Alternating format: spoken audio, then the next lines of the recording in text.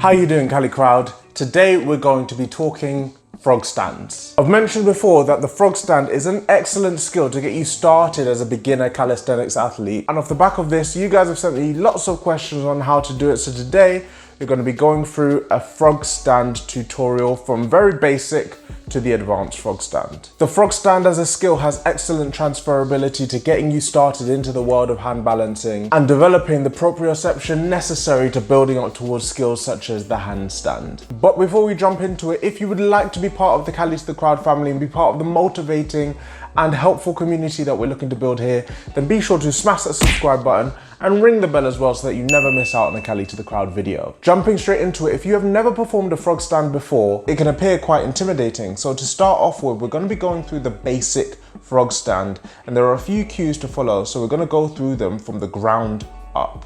Starting with what the hands should be doing, place your hands on the floor, shoulder width apart, facing forward. Basically, your index finger should be running more or less parallel to each other. You don't want to splay your hands out in opposite directions, as this invites the option for your body to rotate to either side and for your elbows to collapse inwards. Spread the fingers out so that you have a wide base of support, and you're going to be looking to claw the ground and grip the floor with your fingertips.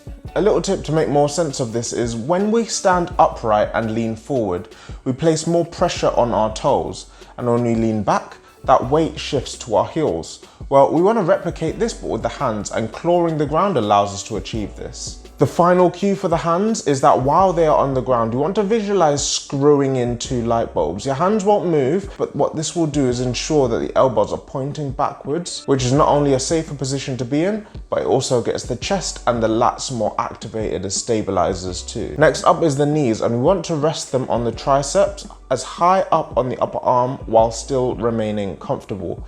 The aim is to get the hips as high as possible. The higher the hips go, the easier this will be. Now, there may be a very real fear that you'll fall flat on your face, so you can use a cushion to make it feel safe until you're comfortable to get rid of it. From here, slowly lean forward until the majority of your weight is on your hands, with your tiptoes supporting you for balance.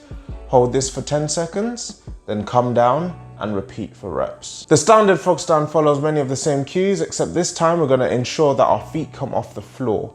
To get the full benefit of this exercise, we want to be deliberate in our practice, so make sure you're not just resting on your elbows, but actively maintaining body tension and pushing tall into that frog stand. You should feel like your knees want to come off your elbows. Once you're comfortable with that and want to progress the frog stand even further, you can take a leg off one arm.